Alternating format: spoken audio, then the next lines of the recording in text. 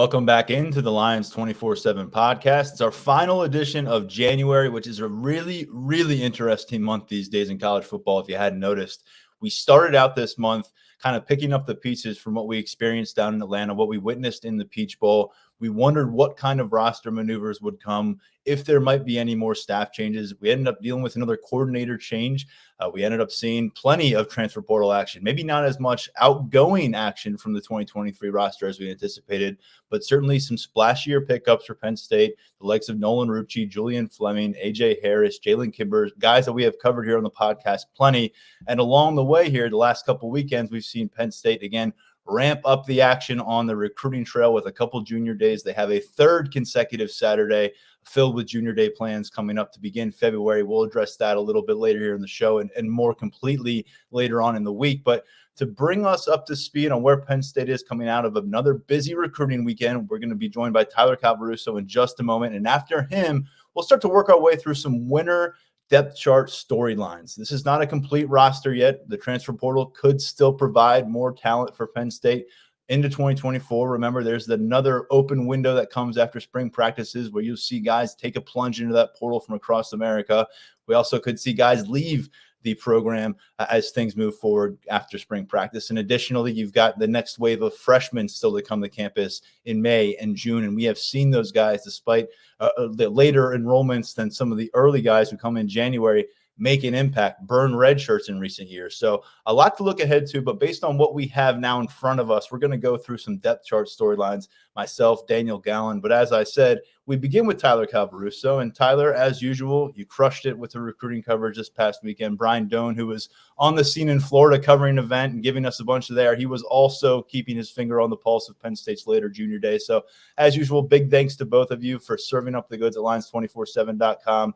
All the way through Tuesday afternoon and going back to Saturday. But we got a group of names we're going to work with here. We never get to all of them. Our VIP subscribers can catch all the content at Lions247.com. But a familiar one to begin with, Tyler, and Michael Carroll, the in-state offensive lineman, and Nittany Lions legacy, who's really seen his recruitment on the rise here in his junior year.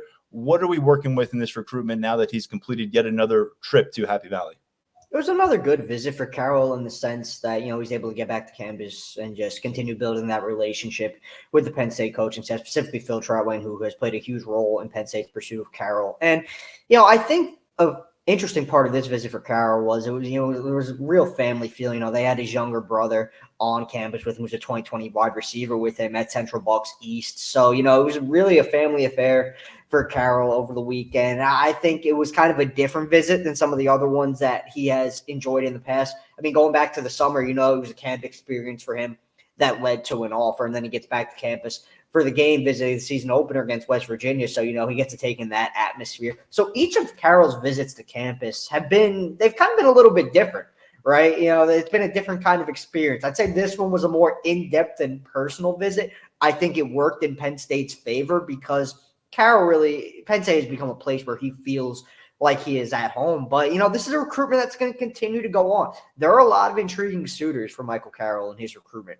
Michigan is one of them. Michigan probably honestly helped itself naming Sharon Moore its head coach when it comes to Carroll, because those two were pretty close when Moore was the offensive coordinator and O-line coach, who's playing a pretty big role in his recruitment. Now that Moore is the point guy, that helps Michigan. So I think the Wolverines are a real player for Mike Carroll. Ohio State is kicking the tires from what I've heard. No offer from the Buckeyes yet, but that's a little bit of a wild card. Florida recently offered Carroll, and Gainesville's a place that he wants to make it for a visit. South Carolina got Carroll on campus before Penn State did, and that visit seemed to go pretty well. So I'd say the Gamecocks have built up enough momentum there to be a long-term player with Carroll. I think Penn State has continued to hold its own in Carroll's recruitment. I think they're definitely one of the programs that are close to the top of his list, if not at the top right now. But there's still a lot of things that he wants to sort through as this process continues to play out. Could he pop before official visit season? I think if it feels right and the place feels right for Michael Carroll, he could. But right now, I'd anticipate him to go through that official visit schedule. Penn State, kind of goes without saying, given its placement on his list, that assuming he does make it to official visit season, the Nittany Lions will get Carroll back on campus. And it's definitely possible that he makes it back to campus for a spring practice visit as well. You know, we're so zoned in on these junior day visits. Spring practice visits are already in the works as well, getting some of those locked in. Carroll's a candidate to return for that. But I think overall it's a productive weekend for Penn State with Michael Carroll. I think things are heading in the right direction between both sides. I always look at the blue-white game, which is a little bit earlier this year. It's in the teens in April. Usually it's in the 20s, I feel like. But by then, what does the class look like? You know, the first time I covered this team, my first ever trip to campus was the 2017 blue-white game. So I was seeing the formation of that 2018 recruiting class. It was actually the day before Micah Parsons decommitted from Penn State, but he was there on campus, and a lot of those guys were there. And you start to get a scope about the foundation of a class. And since that moment, annually, you always kind of have your eyes on what does that next recruiting class, the guys who are finishing off their junior year, starting to work toward their senior season, what does that class look like when spring ball wraps up? Because you've had ample opportunities with some of the regional players. And Carroll, along with Joshua Williams in the state of Pennsylvania, the two guards that we've discussed here in state, those are two that are going to be keeping an eye on where do they stand. If they're at the blue-white game, are they there as visitors or are they there as members of the committed 2025 Penn State recruiting class? And then that's always, to me, a bit of an interesting timeline in every cycle. And it gets a little bit more complicated, compelling now with the unlimited official visits. But I think you also get in a spot, Tyler, where a guy like Carroll, who's been to campus a bunch of times, he's more ready to use an official visit at Penn State because he doesn't feel like he's burning one that he could otherwise, get on an airplane to go to a campus at, which we've seen in the past with some guys. So we'll keep tabs on him. To the east, another offensive lineman that we're watching, another interior prospect, Malachi Goodman, big frame here. We're talking another 6'5" player. I think he's 10, 15 pounds heavier than Michael Carroll. He's well over 300 pounds right now at Paramus Catholic High School. He's a player that we discussed coming into this junior day on the last episode of the podcast. What are we discussing coming out of it? Kind of the same deal as Carroll. I think Penn State, it was a productive weekend with its pursuit of Malachi Goodman. It's a little bit earlier on in the relationship. Carroll has been on Penn State's radar for an extended period of time, really since he was like an 8th grade freshman in high school. Goodman popped on a little bit later. He didn't receive his offer until the fall. He got offered in October. Wound up making it to campus for a visit in November when Penn State hosted Michigan. That's obviously a plus when you're able to get a guy that you really like, because he is high on Phil Trotwin's board, specifically at tackle. When you get a guy you really like the campus that quickly after the offer, that's always a plus. And Penn State was able to get him back for this junior day visit, which all the feedback has indicated that it went well. But this is going to be another situation with the top offensive line target. It's going to be an ongoing spree of visits. There are still a bunch of places that Malachi Goodman wants to check out. Ohio State just recently offered. I think the Buckeyes are going to be able to get him on campus for a visit during the spring. Georgia has come up in conversation, as a place that Goodman would want to check out at some point during the spring. You got to remember, Paramus Catholic has sent offensive linemen to Georgia as well. The late Devin Willick was a Bulldog coming out of Paramus Catholic. So, granted, a new staff at Paramus Catholic now, but there are pre-existing relationships there with head coach Greg Russo, who was the OC while Willock was at Paramus Catholic. So, there's a comfort recruit in there, and I'd anticipate that he makes it to Athens for a visit during the spring. I just feel like Penn State, early on, initially, as this relationship continues to come together, has probably put itself in – I don't want to put Penn State at the top of Goodman's list because, it seems like he's still sorting through everything. But I feel like Penn State has probably acquitted itself arguably the best, and Nebraska has done a pretty good job with Goodman based on the feedback we've received. But I think the Nittany Lions are doing pretty good work here with Goodman, and Phil Trotman's continue to prioritize him as the cycle progresses. So we'll see if he comes back for the spring, but he's definitely an official visit candidate at this point for sure. And what you mentioned earlier about the official visit, it's definitely a bigger deal now. Guys don't have to worry about, I need to take these 5 official visits. Maybe I won't check out a place that I previously wouldn't because it's been closer to home and I've been there a bunch. Now they could take that visit to an official visit like that to a school they've already been to because they don't have to worry about limits anymore. So I think that'll loom large with a guy like Goodman who still wants to get out and see a bunch of different schools. But Penn State's doing a pretty good job here early on. Connecticut offensive tackle Owen Alicine committed last weekend after that first junior day. No commitments coming out of the second junior day to this point, but we're seeing a lot of foundational work being put in by Phil Troutwine, Frank Leonard, as they piece together the offensive line target board and try to work their way toward eventual commitments, especially on the interior with some of these guys we've been discussing. Let's go out to the perimeter of the offense right now. Wide receiver, always a hot topic these days when talking Penn State. And there was a receiver out of Texas named Taz Williams that made a strong impression on based on an article up at Lions247.com from our friend Mike Roach within the 24/7 Sports Network, who covers Texas prospects. But another wide receiver named Darian Williams out of Syracuse was also on campus. Christian Brothers Academy standout, a guy who has started to build up his Power 5 resume from an offer sheet standpoint. He got his offer midway through his junior season, so he's been on that target board for a bit. What did this do for the familiarity between him and the program? Yeah, we might as well touch on both of the Williams duo while we're at it. But just starting with Darren, he's a New York native who picked up his offer during the fall, made it to campus for that Indiana game in late October. He camped for the Penn State staff previously, and he tested pretty well. I think he ran in like the 4.4 range. So I think that drew a little bit of interest from the staff. I think he's got a good relationship with Marcus Hagans.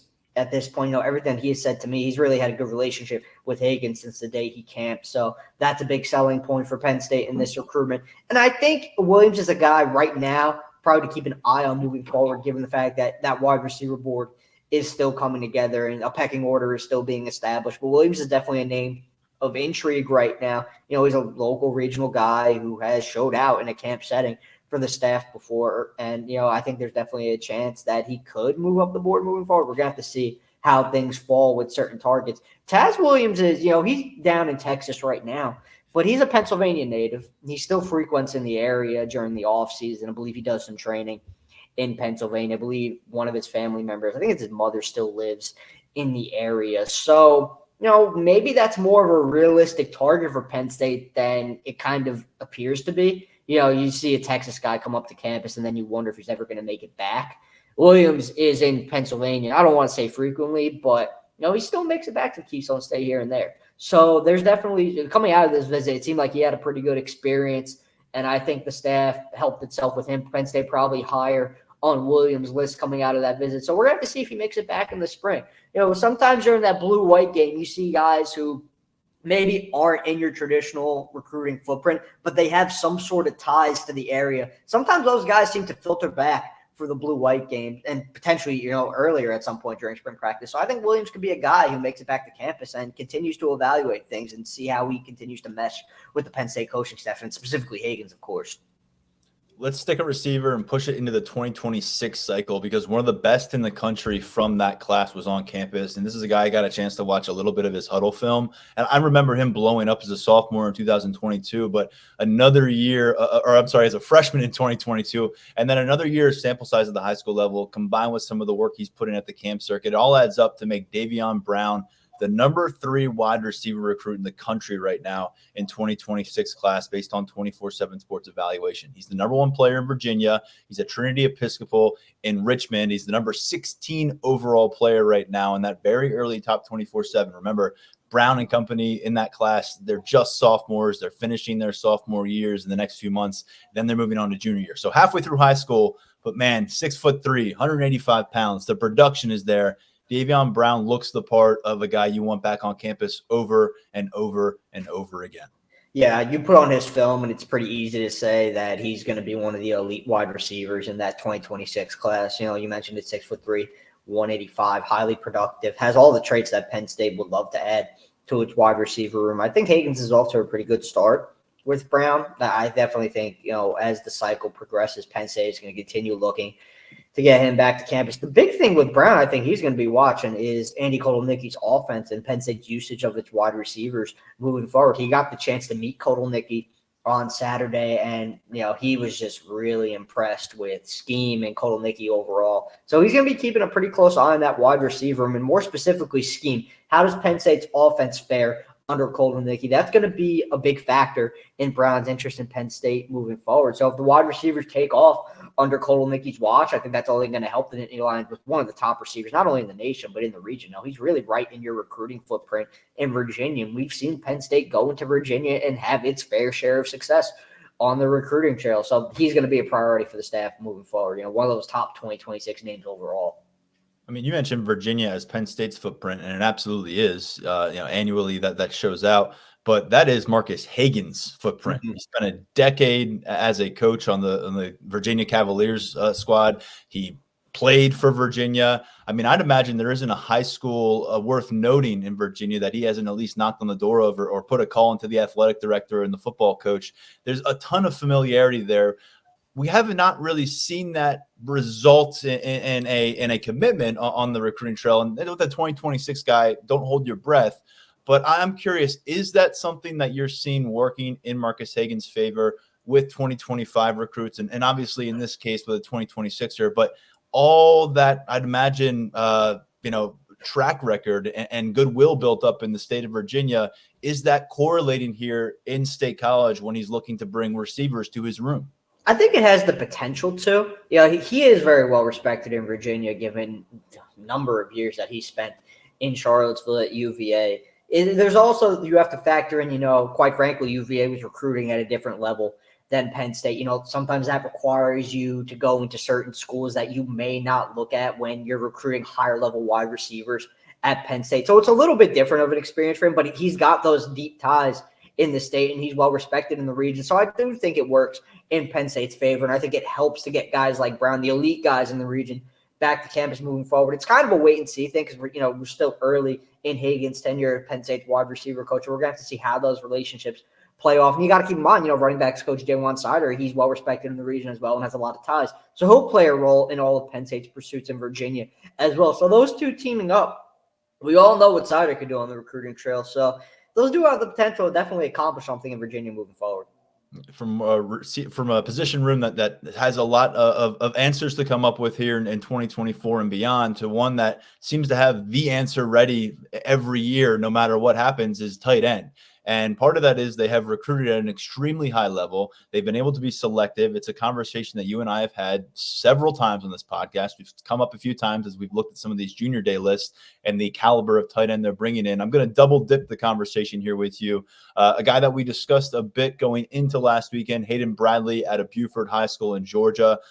Over 24 offers, really projecting as a high-profile name to know at tight end in the 2025 class at 6'5", 220 pounds. And then someone who really kind of putting together a similar resume for himself one class later in the 2026 cycle out of Michigan, Port Huron Northern High School, is Lincoln Watkins, 6'4", about 205, 210 pounds right now as a high school sophomore, and someone who is really gaining steam as a Power 5 prospect. He was able to add a Penn State offer to his list. So kind of put us at the latest with the tight end spot with Watkins, Bradley, and where things stand.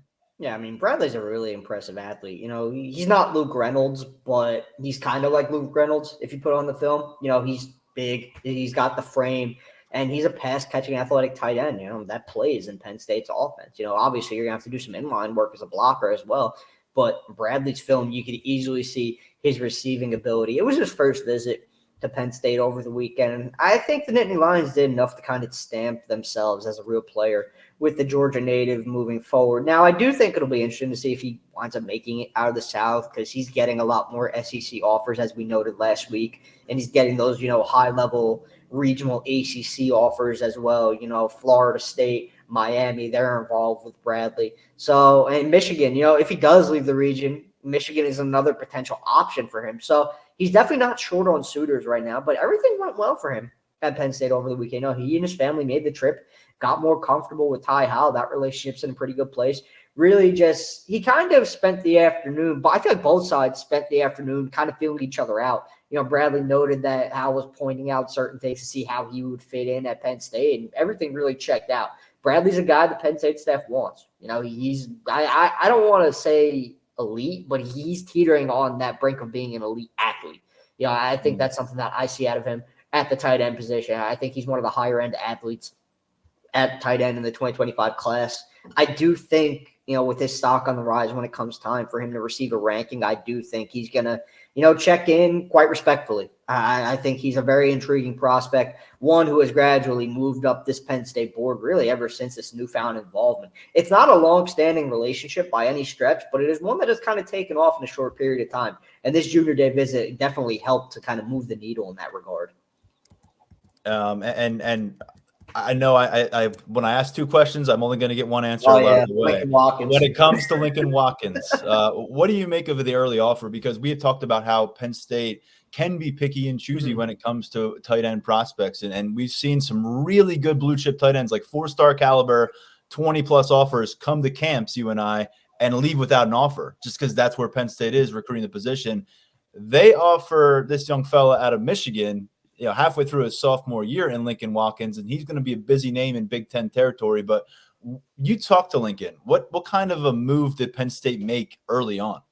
I'd say a big one to be, we talk about, this guy will probably be back for more visits. Lincoln Watkins will definitely be back for more visits. He wants to get to know a lot more about Penn State. He really likes Ty Howell. He likes James Franklin. Just really liked the whole message of the Penn State coaching staff while he was on campus for this junior day visit. We wanted to get to Penn State because, again, that pedigree of developing tight ends and recruiting tight ends at a high level. Lincoln Watkins wanted to see that for himself, and he winds up leaving town with an offer. It's definitely a big one early in his recruitment. I think regionally, him being a Michigan native, he's probably going to blow up in that regard. I think he's got the talent to be one of the top tight ends in the Midwest as his career progresses, maybe one of the top tight ends in the nation, depending on how things play out. We're going to have to see. There's some pretty talented 2026 tight ends that Penn State has hosted before. Lincoln Watkins, he's a pretty good one, man. But he's definitely going to be back. He mentioned, potentially getting back during the spring, potentially camping during the summer to put in some work with Hal and, get more comfortable working with him, see what it's like developing under his watch. But Lincoln Watkins is going to be a guy we're talking about a lot moving forward. He really, really loved, I'd say, every aspect of his trip to Penn State, especially getting the offer. And we talked about Penn State recruiting from a position of strength at tight end in the 2024 cycle, and obviously bringing in the 5-star prospect in rankings in Luke Reynolds. But imagine where they might be with the 2026 class with a guy like this, when you give Theo Johnson some time to go prove himself at the pro level. And by the way, he's off to a really nice start at the Senior Bowl practice sessions. And when you also by then see what Tyler Warren can accomplish. This is a guy who's probably going to leave as Penn State's all-time touchdowns leaders at tight end, and he has a pretty impressive profile as well. Let's finish with a couple of defensive backs who are on campus here, Tyler Calvaruso, before we put our line of sight towards next Saturday with a couple names you wanted to get to who've already been confirmed on that list. But going back to Elbert Hill, the Ohio defensive back who we loved on the camp circuit last year. I think the last episode, I spent a lot of time discussing why I thought he was one of the most impressive 2026 campers we saw in Happy Valley last summer. And then Jadon Blair in the 2025 cycle, big, long safety prospect of the 4-star variety who's been to campus a bunch. How do they move the needle with each of these guys? Hill, a 2026 cornerback. He's going to be one of the top-rated guys at that position in the Midwest. And then Jadon Blair, who is certainly high on that target board for Penn State at safety in the 2025 cycle.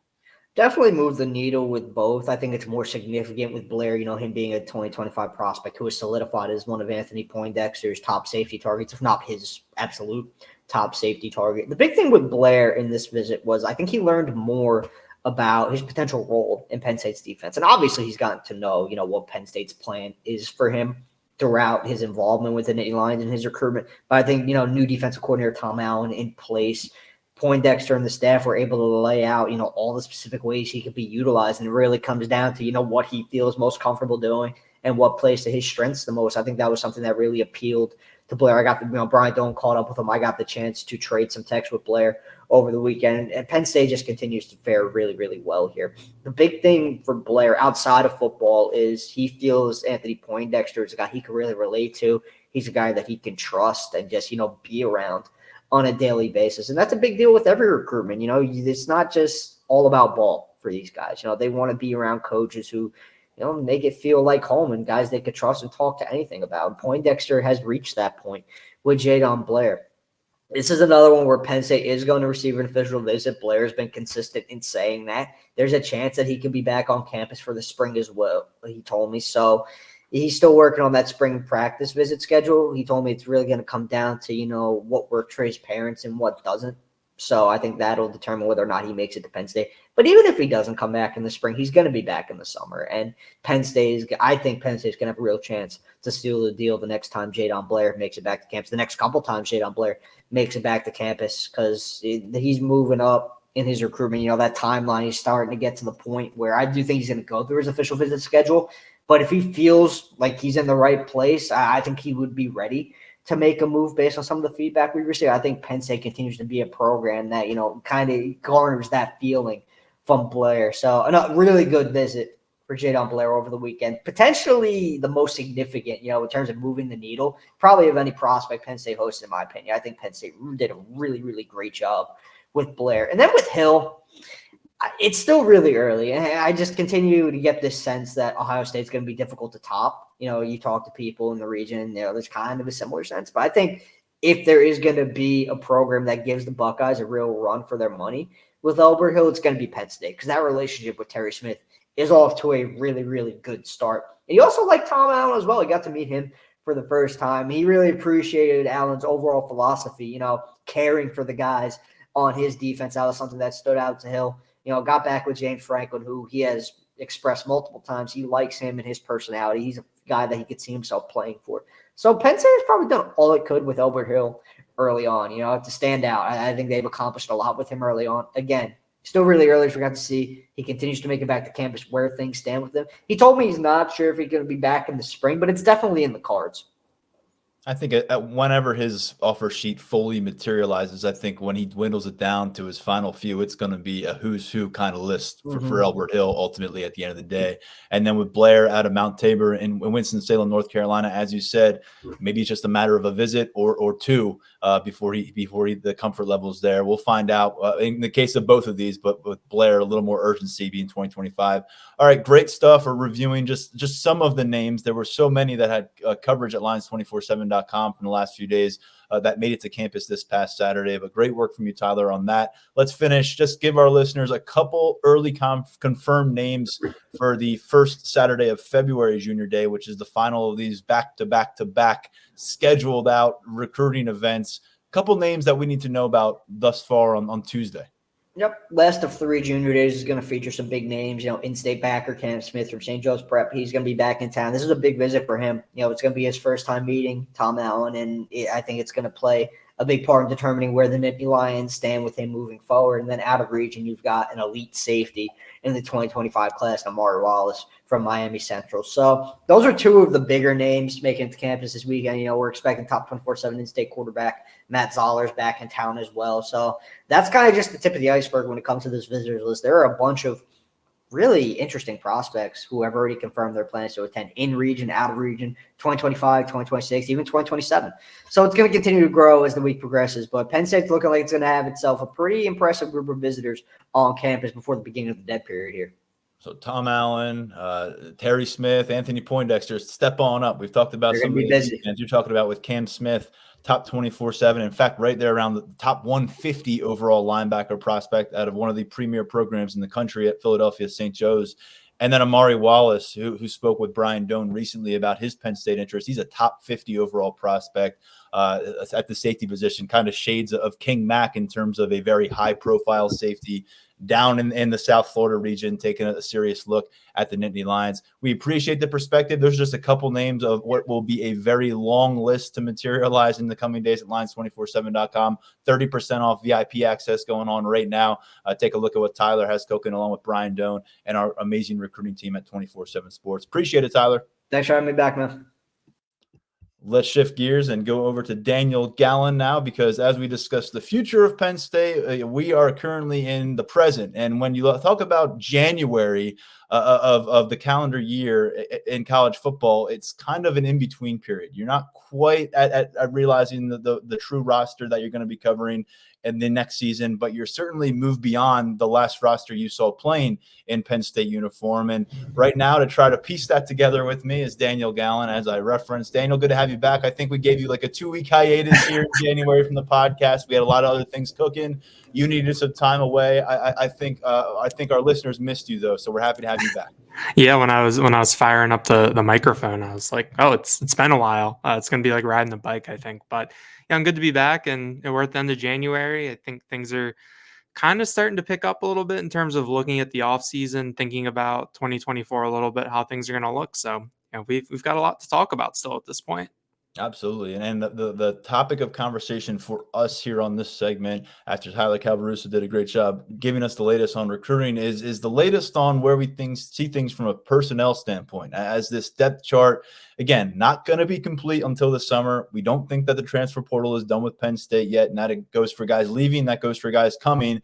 And then we've got a bunch more freshmen. And I just want to remind people, in recent years, you've had the likes of Abdul Carter and Jamil Lyons show up, in the summer as freshman enrollees and then up burning redshirt that fall. So those players are not going to be part of the conversation. Any unforeseen transfer additions and any of those freshmen that are on campus, we're talking about the roster as currently constructed, preparing for winter workouts, preparing for spring practices, which follow spring break in mid-March and ultimately ending with the blue-white game in mid-April. So Daniel, I think we've got to start. We're going to go offense, and you've got to start with the offensive line because this is one that made so many strides under Phil Trotwine the last couple of seasons. But the familiar faces that were part of that in key ways are gone. All-American Olu Fashanu, maybe the first offensive lineman off the board in the 2024 NFL draft. Caden Wallace certainly helped his draft stock with a strong season at right tackle in 2023. And then Hunter Norzad making the transition from left guard to center after being an Ivy League tackle really stepped up to the plate. And I thought during the second half of the season, particularly, was able to gain some health, was able to really gain some momentum after the position. And he's carried that over a bit at the Shrine Bowl this week. So those are three serious components of the offensive line. Salim Wormley, a 6-year guy, he's opted in for his 6th year rather than turning his back on COVID eligibility and trying his hand at the pro level. So that's a big win on the interior, but the perimeter and the heart of this thing at center, you've got vacancies. Definitely. I think that, I think in the past, if you said that Penn State had to replace 3 starters on the offensive line, it might ring some alarm bells. I think this year, losing players of the caliber of Fashanu and Wallace, you still kind of, your antennas up a little bit. But the way that Phil Troutwine has stocked this room and developed some of these younger guys, I mean, you feel pretty decently good about what you have along this offensive line right here. And I think that you mentioned those guys who have showed up over the summer and been able to contribute in the fall. I think that Drew Shelton is one of those guys last year when he showed up in summer 2022, and suddenly he's starting at left tackle for the stretch run. And I think that he got kind of put behind the scenes a little bit this year because Olu Fashanu was able to come back and stay healthy, and Caden Wallace came back and stayed healthy and was effective. And so I think he's someone that you kind of pencil in maybe to that starting left tackle spot. That's kind of the first person that you look at in that position. So and it's going to be important, protecting Drew Aller's blind side. I think that we saw him have some clean pockets to work with, but every once in a while with these quarterbacks, if you can speed them up, you can really alter the game. So I think that if Drew Shelton can be a solid left tackle, that can go a long way for your offense. On the right side, I think that's maybe going to be one of the more interesting battles. I think because you brought in, because I think Anthony Donko is kind of a wild card there. We were surprised to see him at right tackle in the Peach Bowl. You did a great job catching up with him afterwards to kind of figure out how exactly that came together and what that could mean for him moving forward.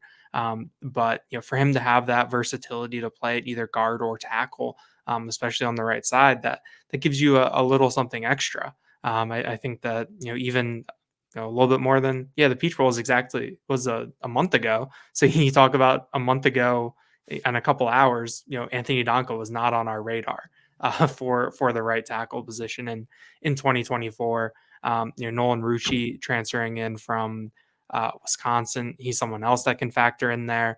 And then you go into the depth, you've got Chim Diono, a former top 24/7 recruit, and Javen Williams, a former 5-star recruit. Who can play tackle. So you've got a lot of talent there. You've got a lot of different guys with different traits, a couple different body types when you talk about Nolan Rucci being 6'8". So there's a lot for Phil Troutwine to work with right there. Yeah, we got some confirmation from a program source this week that Rucci will indeed be focused in at right tackle, which is interesting because he exclusively, when he got into game action this past year with Wisconsin, it was at left tackle. And going back and looking through his involvement last year, he had about the same amount of regular season reps as like Chimdi Ono and Javen Williams. I think more along the lines of Javen Williams than Ono, who only got into 2 games. But this was his 3rd year at Wisconsin, and he played about 35 snaps during the regular season, and then he played about 35 snaps in the bowl game when their left tackle went down with an injury. And so we're not talking about him playing right tackle. I think a lot of people see former 5-star prospect Nolan Rucci, who's 6'8", transfers into Penn State. He's been around the Big Ten for 3 years, and they think, okay, well, that's your starter. That's clearly going to be a starter. But he's played in 5-6 college games, and you think about at tackle where there are bodies that you love. There are the blue chip prospect profiles, guys who had major recruitments all over that tackle position right now. But there is such a gap between Drew Shelton and everybody else in terms of what they've actually gone out and done at this level of football. He's got 6 starts under his belt at left tackle for the Penn State Nittany Lions, including 2 New Year's 6 bowl games, against very high quality opponents. And I think Drew Shelton will probably be the first person to tell you he'd like to have maybe a redo in the Peach Bowl. I know the Pro Football Focus grades were not good. I think he was the lowest graded performer on offense overall, whereas Donka came through and you could really see it in real time. Very steady, consistent, and the grades reflected that. Now with Drew Shelton, this is a situation now where you're going to want him to be let's put it this way. Outside of Drew Aller, is it fair to say you can make a case, and we'll get to the receiver room in a second, that Drew Shelton's progression is maybe as important as any individual on this offense between now and next September because of what that left tackle position represents, what you've gotten out of it in recent years, and what we just don't know about Drew Shelton yet, even though he played almost 400 snaps as your primary backup tackle on both sides of the line last year. It's just a major spotlight, and it feels like he's going to be the guy to address it. Again, Javen Williams, Chimdi Ono, he cross-trained. These are guys who could be threats to supplant Drew Shelton, to create some kind of a rotational approach early in the season. But because of that divide and actually, getting out there in cleats and playing against Power 5 opponents, Drew Shelton certainly feels like the guy who's going to have that job to lose and the guy who's going to be paramount to show up and perform at a higher level than we've seen in the past. And we've seen some pretty good moments from Shelton, but year 3 is going to be huge for him and huge for this offense. Yeah, I mean, when you talk about the tackle position at Penn State, especially the left side, Olu Fashanu was pretty much set it and forget it. Caden Wallace turned into that, down the stretch of the 2023 season. But it's kind of the thing where with some of these offensive linemen, unless you're kind of in the Olu Fashanu class or you have a highlight like JV Nelson had early last year, if we're not talking about you, that's probably a good thing. And if we are talking about you, there's probably some stuff going on. So I think with Drew Shelton, I mean, I think that what you want to kind of see from him is almost you don't want to notice him. You don't want to notice watching practice someone like Zariah Fisher or Denai Dennis Sutton making a play, getting into the backfield, something along those lines. So I think that it'll be really important for Penn State this year to get some really good play out of Shelton. I mean, I think that like any good offensive coordinator, offensive line coach, you adjust to your personnel. So what they did last year when they had Fashanu in there is probably going to be a little bit different than how you play Shelton, just because they're 2 different players, 2 different skill sets, 2 different talents. So what that looks like, that's what this spring is for. That's what the offseason is for, and all of that. But I do think that you look at left tackle, it just stands out as a very, very important position when you talk about what you want to see from Penn State this year, potentially what a ceiling could be. If you can get really high quality play from that spot, it goes a long way. And I know I kind of talked about them in passing here, but I really let's see what Javen Williams can do. Let's see what Chimdi Ono can do. Those guys came a long way in their first years, and Ono is one of those guys. He may have been one of the last guys to get to campus from that freshman class, and yet by the end of the year, he looks like a 25-year-old out there physically. I mean, he was really impressive. What can they do fundamentally this spring? What can they accomplish competitively this spring? And I think Ono can be a factor at both tackle positions. We saw Javen only playing games at left tackle. We saw him practice a little bit at right tackle, but I'm thinking he is at left. And then something that we do know now, a little more confirmation that came this week from conversations, Cooper Cousins will be focusing in at center. So officially add his name to the hat as we figure out who replaces Hunter Norzad. Now, we've said this before. Nick Dawkins is viewed as a captain in the making. A lot of people thought he could have been a captain this year as a non-starter, and that's just something you don't hear a lot in college football. He also played a considerable amount of football this year after missing most of the 2022 season with an injury. He was the primary backup at center. He got the stretch run of it in the Peach Bowl when you saw some of the second teamers coming at certain spots. He was that guy. We've got Cooper Cousins there. Vega Ioane, this is a guy who could play all three of those interior positions. He could be your starting left guard next year. He could be your starting center next year. I'm not going to rule him out for anything. And he could push Salim Wormley at right guard. But then you throw in Cooper Cousins. You want to talk about a guy who's ready to ball, 6'6", 320 plus pounds. Our 24/7 Sports Network pros just named him the best run blocker in attendance at the All-American Bowl in San Antonio, Texas. A lot to love about this guy, throwing the nasty streaks, throwing the fact that he's got 2 summers worth of camps with Phil Trautwein and Frank Leonard under his belt. I'm not saying he's going to go out and even be ready to play game snaps at center in September, which goes so far beyond just pushing the guy in front of you and trying to create space. What you have to do at center before the snap, what you have to do at center for your quarterback, for the entire offense, not just in games, but day to day to day. That's a lot to throw at a freshman. But consider me intrigued enough that I think Cooper Cousins is going to at least get a chance to tiptoe toward that 4-game threshold and see what he's got inside. I'm also, again, Vega Ioane, Nick Dawkins. I love what all these guys can bring. I think physically, there's just some monsters here. And you really want what comes of it. I think Ioane's versatility buys him opportunities to play elsewhere. But with Dawkins, and I think at least in year one with Cooper Cousins, we're probably focusing in on center. And I think if you are going to have a mentor of sorts here, and Dawkins is down the wire with his eligibility now, it's a great spot to have him spending this much time with Cooper Cousins as he gets kind of ingrained within the program. Yeah, I think this is another thing when you look at the job that Phil Trautwein has done with depth and development in terms of recruiting and bringing guys in to where we have these 3 guys that we can really reasonably talk about at the center position.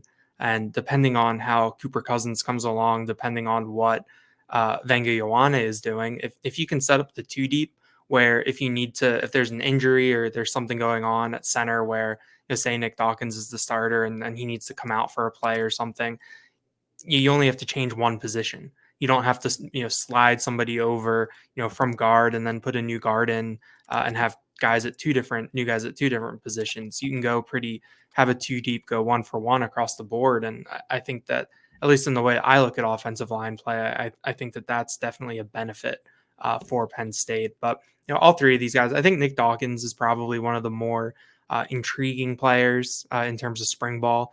Maybe it's a little bit more under the radar because you do have some of these newer shiny toys like Cooper Cousins and some of these transfers that are coming in. But when you look at center, I mean, Nick Dawkins has been around for a long time.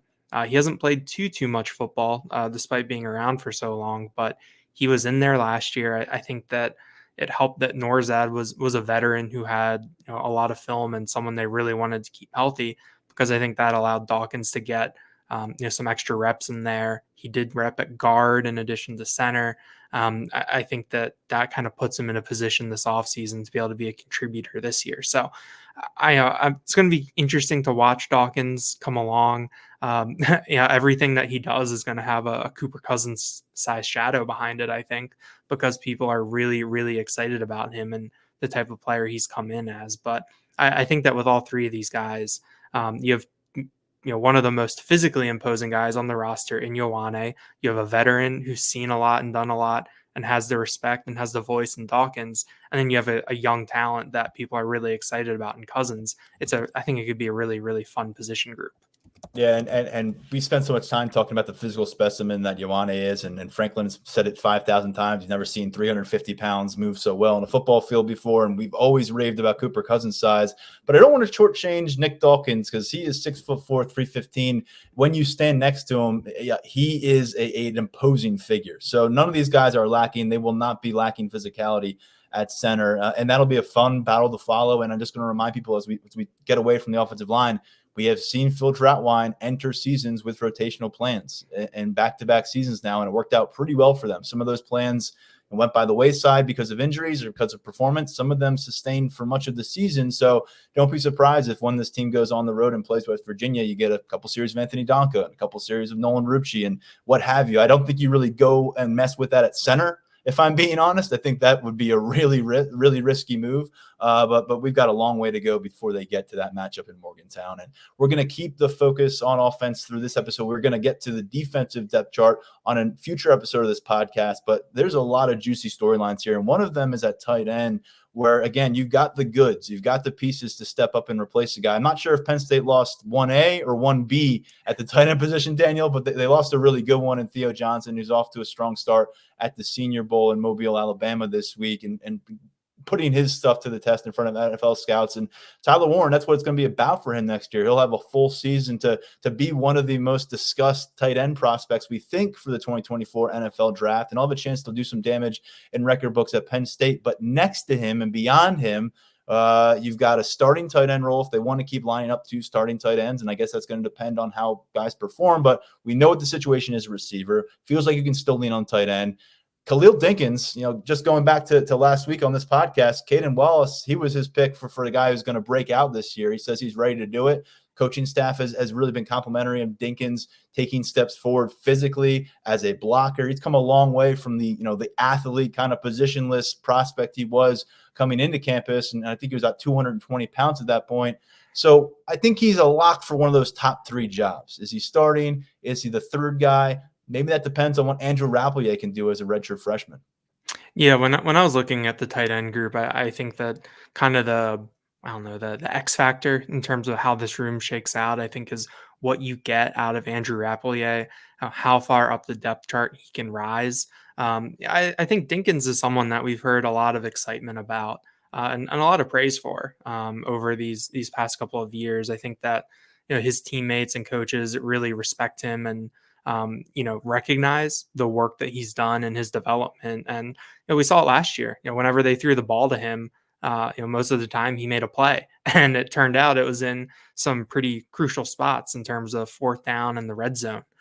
So I think that he's someone that it is going to be interesting to see maybe how he and Rappleyea can complement each other, can supplement each other, because they are, I think, pretty different types of players. But when you look at tight ends too, I mean, it's kind of like, what are you going to get out of Jerry Cross in year 3? I think that's another factor in how this room comes together. He had the injury his freshman year. Last year as a redshirt freshman, we just didn't hear from him too much, didn't see him out there too much. And I think that, given on where we saw Rappleyea come in and some garbage time at various points, I think that kind of offers a window into how things were stacking up. So I think that Rappleyea is someone who can really maybe change the picture of the room a little bit. It seems like these past couple of years, these past 2 years, the pecking order was kind of dictated by your class, where when you had Strange, Johnson, Warren, down to Dinkins, and it kind of was a very kind of tidy sequence in terms of guys moving up the depth chart. I think with Rappleyea, that disrupts it a little bit. Luke Reynolds, the 5-star coming in, he can really disrupt that. So, I mean, Ty Howell has done a great job of really developing this room and putting it together.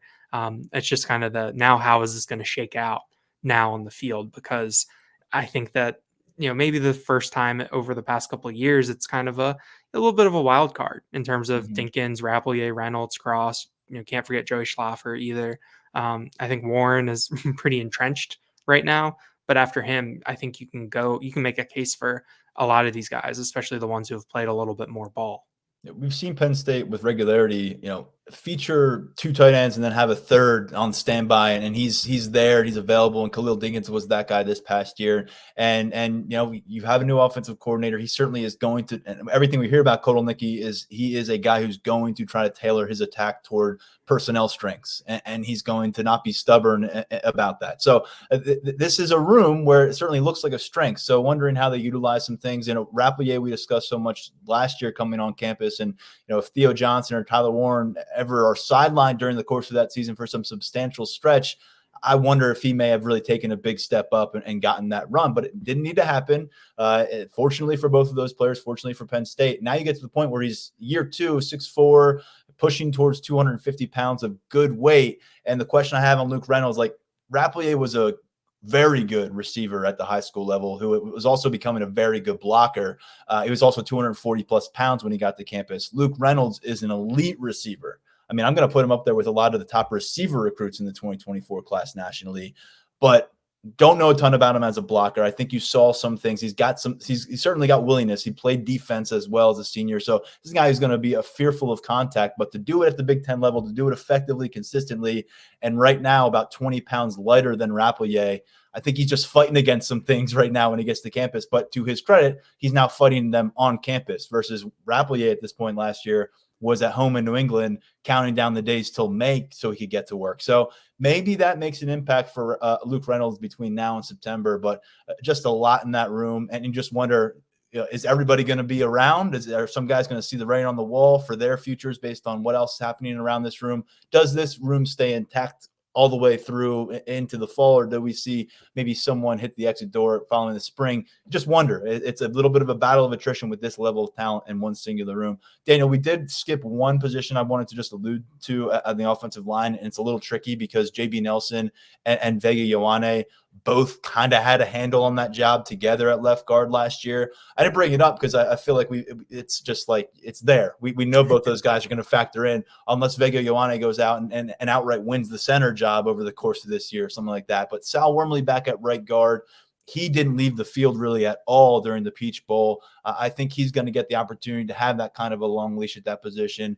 But we saw Venga at right guard. We saw him at left guard. And JB Nelson, for as much as we heard about it in preseason camp, and at times he flashed it over the course of the season, how he could really be a major commodity for the offense at left guard, he just hasn't been able to string together games. Now, last year, he was 2022, he was a red shirt. He played in, I think, 4 matchups for Penn State.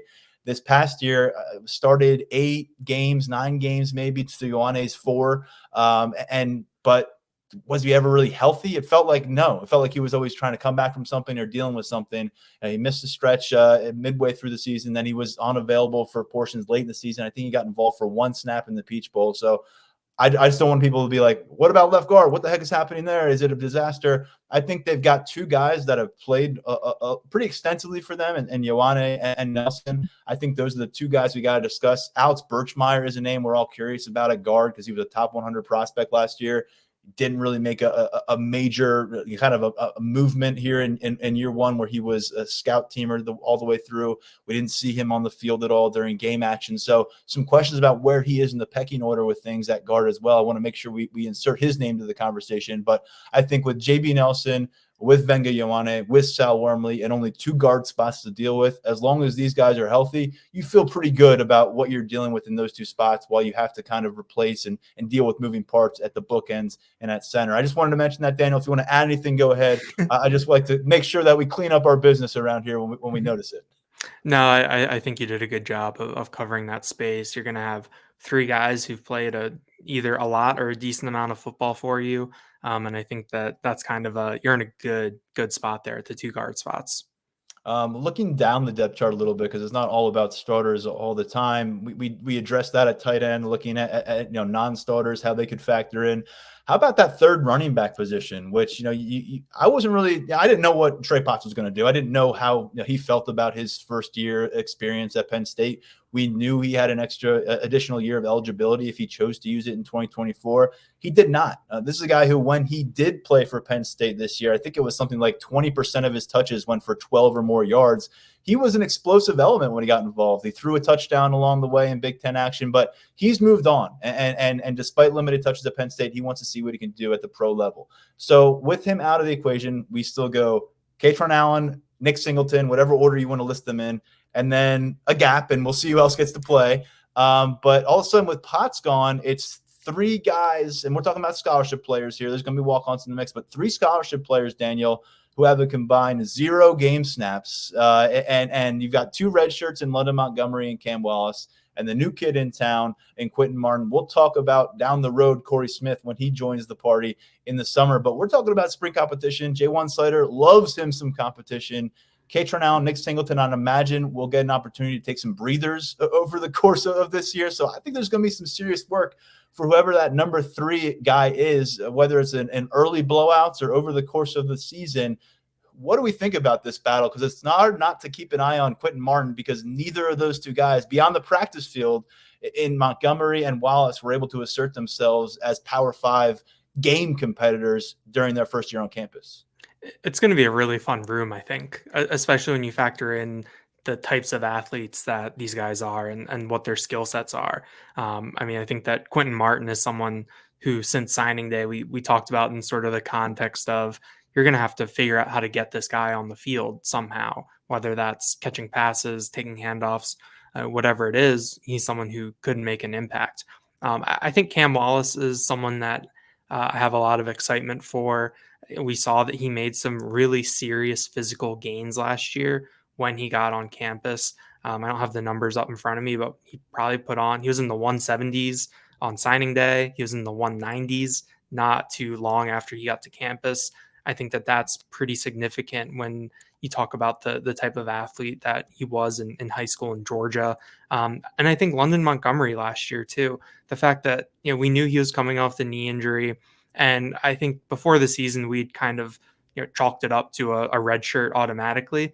But then the fact that he was, I think, ready to go a little bit sooner. Yeah, in August, he was out there on the practice field. I think that that's really, really big for him in terms of gearing up for this year, being able to compete this spring. So I think Wallace and Montgomery, you got to imagine that those 2 guys are chomping at the bit to get out there and show what they can do. I think that both of us were expecting to see at least one of them during game action last year. That's because we disrespected Tank Smith and didn't have him on our radar as that running back in garbage time. But we saw that Trey Potts was someone that could come in at various points, add something a little bit different to the defense. We knew how valuable that number 3 role was going to be, so that you didn't have to expose Cam Wallace or London Montgomery to something before they were ready for it.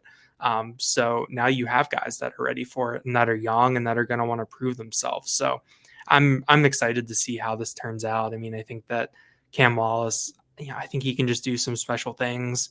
I think Quentin Martin is probably going to be, kind of similar to that after we get a look at him in practice. I think that once we get to August, when we talk about, bold predictions for the non-conference, I think that he's someone who will probably pop up for us in some of those MAC games. But it's going to be interesting.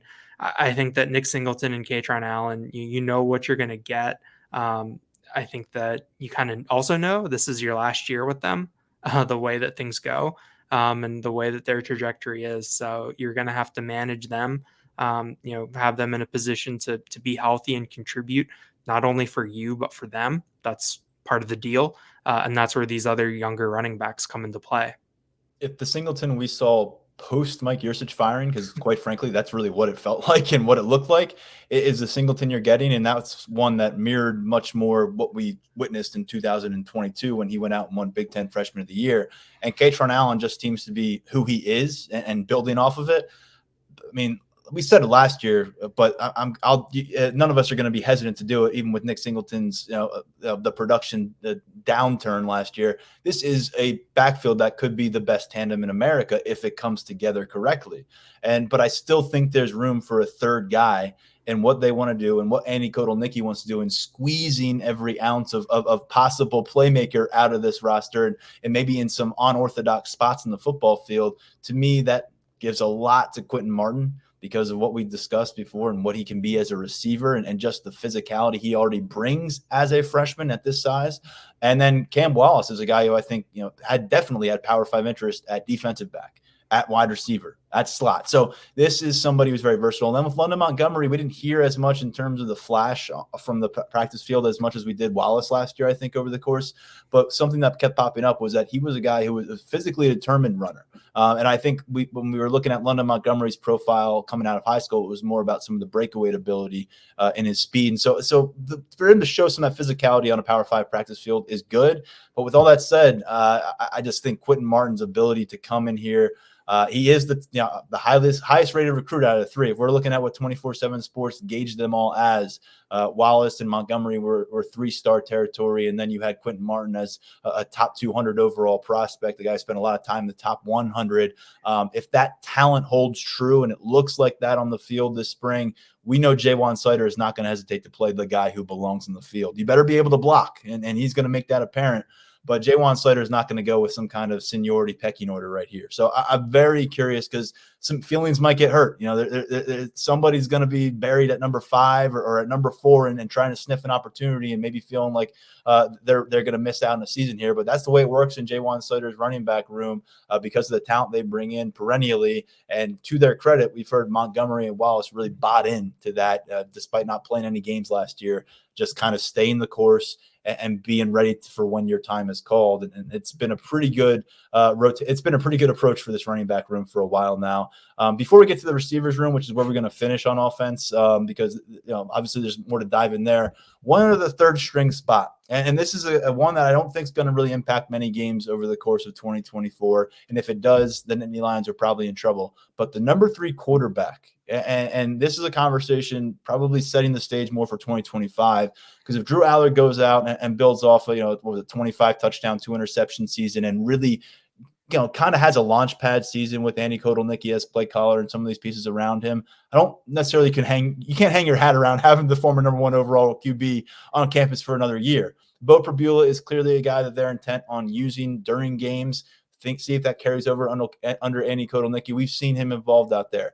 But then you've got Jackson Smolik, an Elite 11 finalist, underdog story, committed to Tulane, ends up at Penn State, enrolls last January, quietly went about his business, really complimentary around the team facility about how Smolik handled himself as a young quarterback, as a guy who's accounted for to orchestrate the offense and hold the defense accountable. And he took some lumps over the course of the year from a really good defense, but they liked the way he handled and kept himself together and progressed. And James Franklin told us a few times that he may throw the prettiest deep ball on the team based on their practice looks. So Jackson Smolik's got a year under his belt, but then enter the conversation Ethan Grunkemeyer, another Elite 11 finalist, but a guy who carried a lot more cachet on the recruiting trail, just about inside the top 100, a top 10 overall QB recruit when you look at 24/7 Sports rankings, and a guy that a lot of people will point to and say he's not 6'5", 240 pounds, but packing it in at 6'2", 215 pounds, it looks a little bit like Drew Aller with some of the stuff he can do. He comes from the same quarterback coach.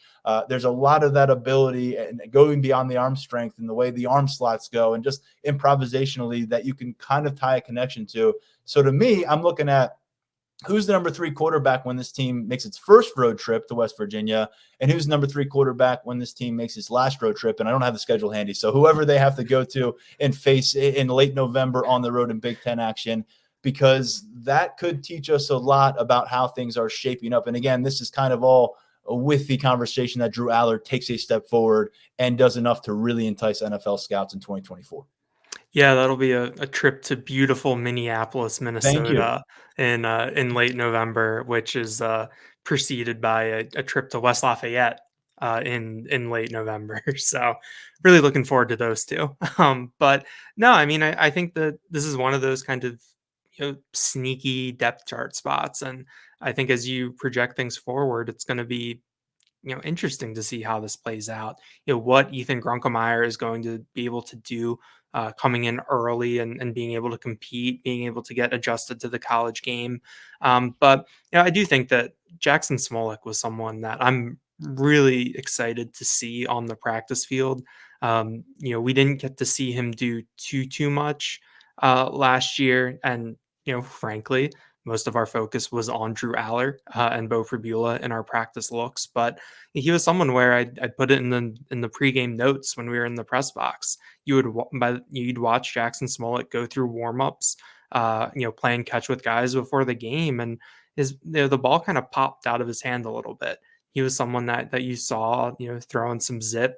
I'd be looking down at the computer, and out of the corner of my eye, I'd see a ball go, flying down the field, and you look up and it was Smolik. And I was, pretty impressed by that as the season went along. And so, this spring, hopefully we get a little bit of a longer look at that in practice and things like that. But I do think Grunkemeyer is going to push.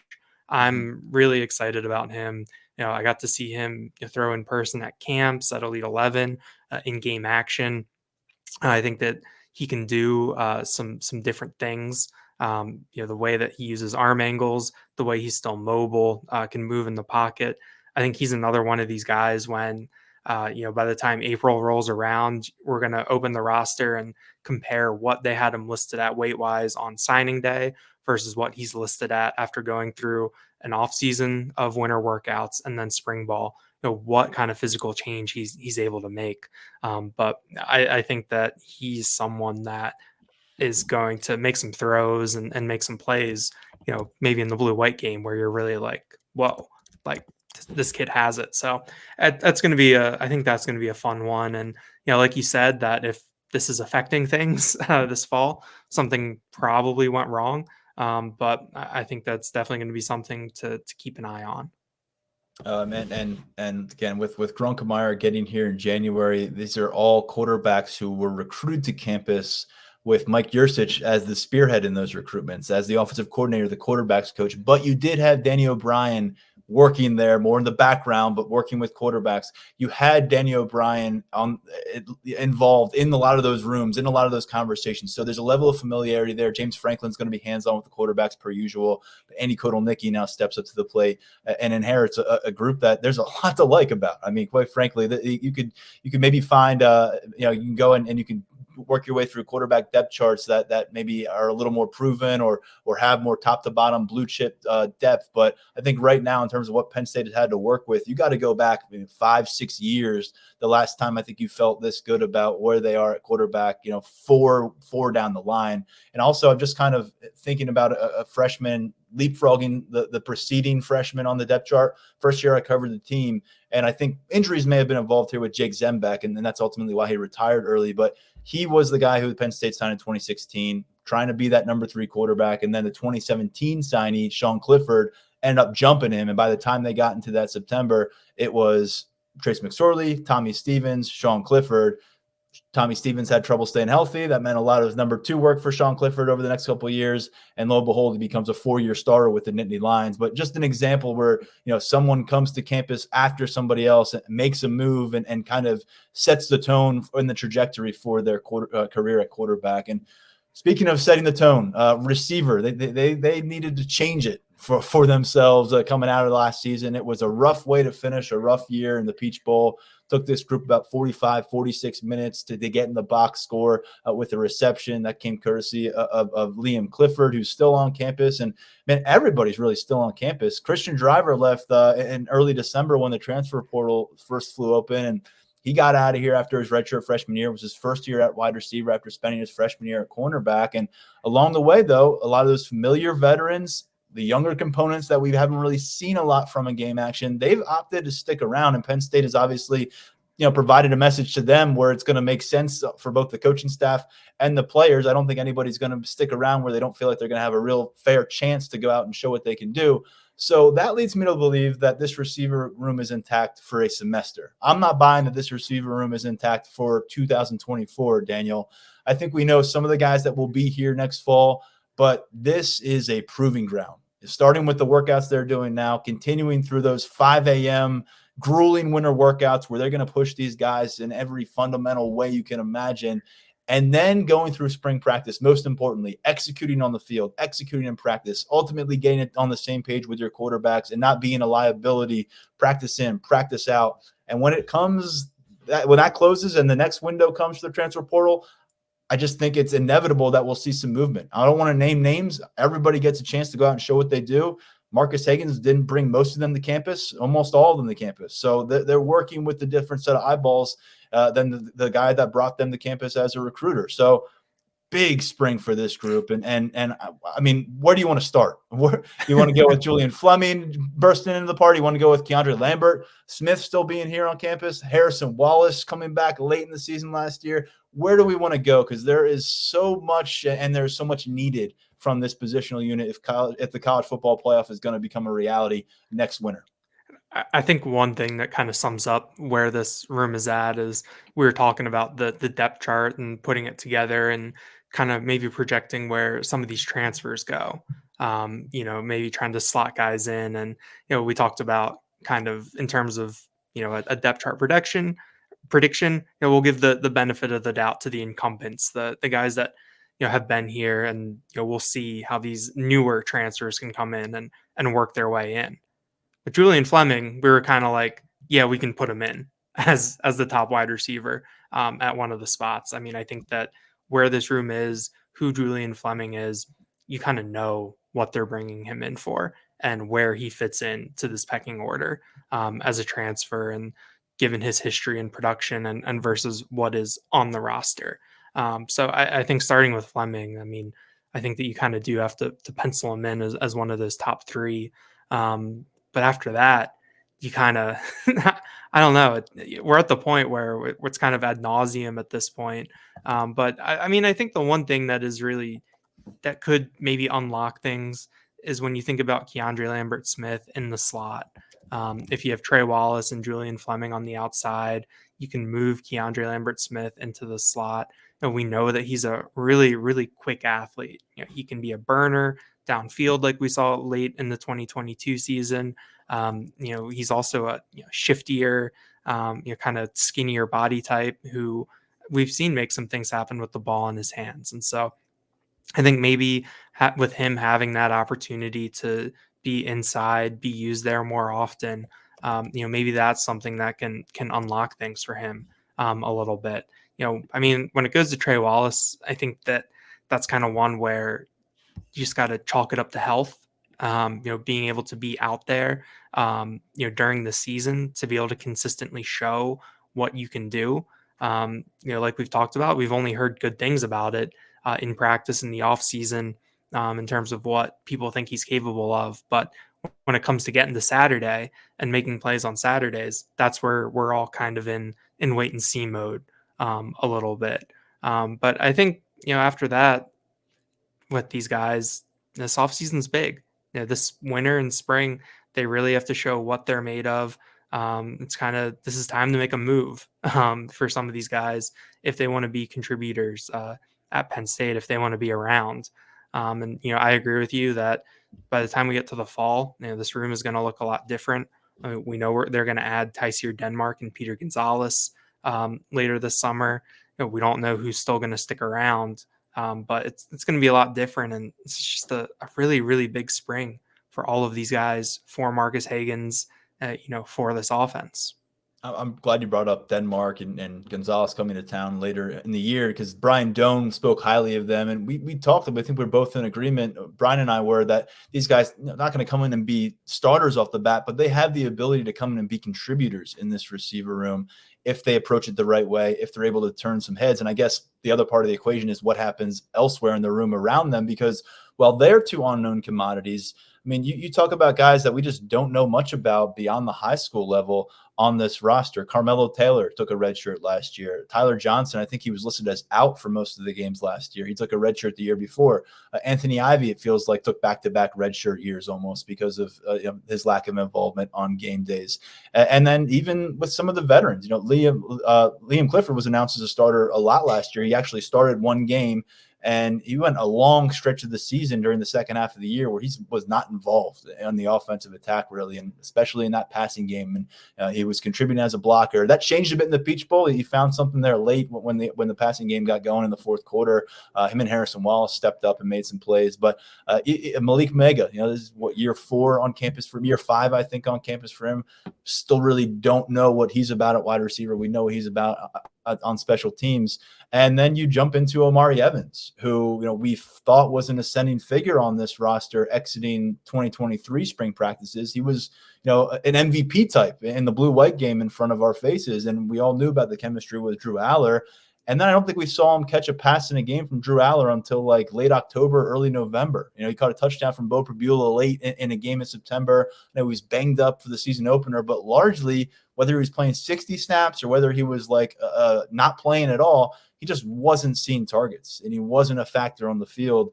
That changed a little bit late in the regular season. He had a couple really nice splash moments in the last couple of Big Ten matchups, but kind of reverted to form in terms of his involvement in the Peach Bowl. So there's a lot of names. Throw in Caden Saunders, a guy who's played a lot. I guess a lot compared to some of his peers in that class, but still not nearly enough for us to say he is he's been translated as a top 24/7 playmaker at the college level. There's just a lot of guys that are waiting to see if it translates, and their most recent high school games are getting further and further in their rearview mirror. And I want to talk about Keandre Lambert-Smith and Harrison Wallace in a moment, but to me, that's the story about this receiver room, whether it's a 4th or 5th year veteran or a 1st, 2nd, 3rd year type of player. There's too many guys in this room on scholarship who came with accolades and have the physical tools to get it done that have not gotten it done, whether it's a scheme situation or individual progression.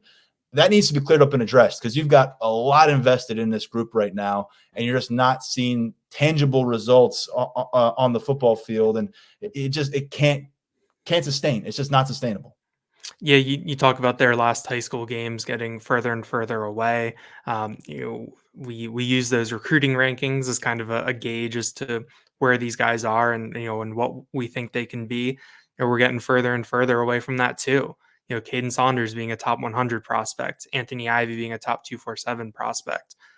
Those are still things that I think speak to their potential. And, we saw Ivy as the season went on, kind of move up in line in practice.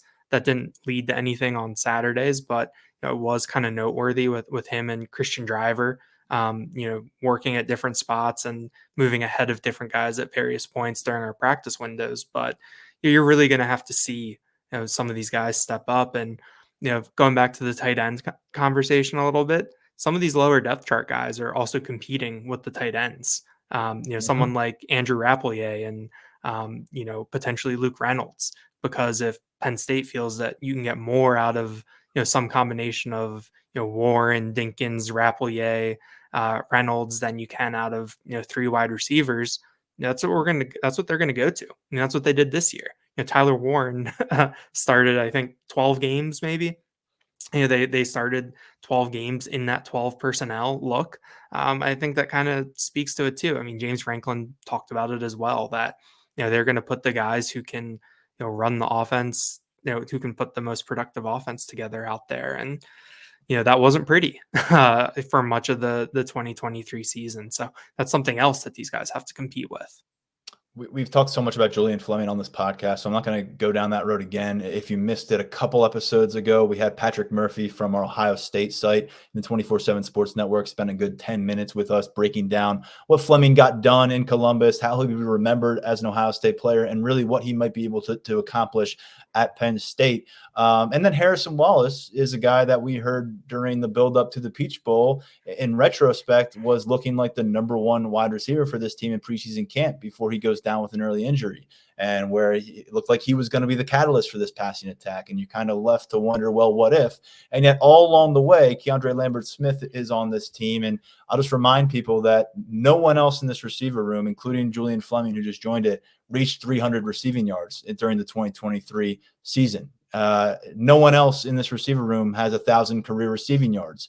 So Keandre Lambert-Smith has done things during his football career that most of this receiver room can't touch. He's had moments in big games. He has had stretches of his career. I think you probably look at the final few games of last year and then maybe the first half of this 2023 season, and he looked every bit of that big play Dre. All of a sudden, you're starting to feel the buzz. You're feeling the vibes. You're thinking this guy's building his NFL draft stock, and then kerplunk. I mean, he's almost a non-factor for the offense the final 4 games of the season, down the stretch, before you fire Mike Yurcich, after you fire Mike Yurcich, in the Peach Bowl where he plays a career low snaps. And there was a lot of reasons why we felt it was right to wonder, leaving Atlanta, whether Keandre Lambert-Smith had suited up for his final game in a Penn State uniform. By now, we all know he's still on this roster. He has tweeted out a couple weeks ago about his commitment to the team, and it was related to the Happy Valley United NIL stuff. And So it looks like he's on board here. He's the guy that we'd love to talk to as soon as possible, and I hope that we're able to make that happen. But what we have to work off with is what we've heard in the past and what we've seen in the past. And Keandre Lambert-Smith, assuming he is bought in for 2024 in year 5 with the program, this is a guy who is a former top 24/7 prospect. He was dynamic at the high school level. He had a lot of teams chasing him. He's always talked about it internally, his mental stuff, what he's trying to do for himself, and how he feels he turned a corner. And there's been so many moments where it looked like that was possible, and maybe it happened, but he is about as fascinating of a figure on this 2024 roster, because if it comes together, as we've discussed in the past, and now you've got Julian Fleming in the mix, and if you have a healthy Harrison Wallace, and if you get other guys to step up, and I know I'm stacking up the ifs here, but there is a lot at his reach here in 2024 that he can go out and accomplish, and that Penn State can benefit from. And at the same time, based on the way last season ended, you just wonder, is that really in the cards? And it sets up for this really kind of year where it feels like it's going to go one way or the other. Either it's going to go really well for Keandre Lambert-Smith, or it's going to end not so well in a Nittany Lions uniform. And again, that's why I say it's fascinating. Yeah, I mean, I still think that he has a really, really high ceiling as a playmaker. We saw that down the stretch in 2022 and early on in 2023. But I think that it just kind of comes back to consistency. That's really what we've heard for almost a full calendar year at this point. I feel like when it comes to these wide receivers and their play, that's what James Franklin is looking for. That's what Marcus Hagans is looking for.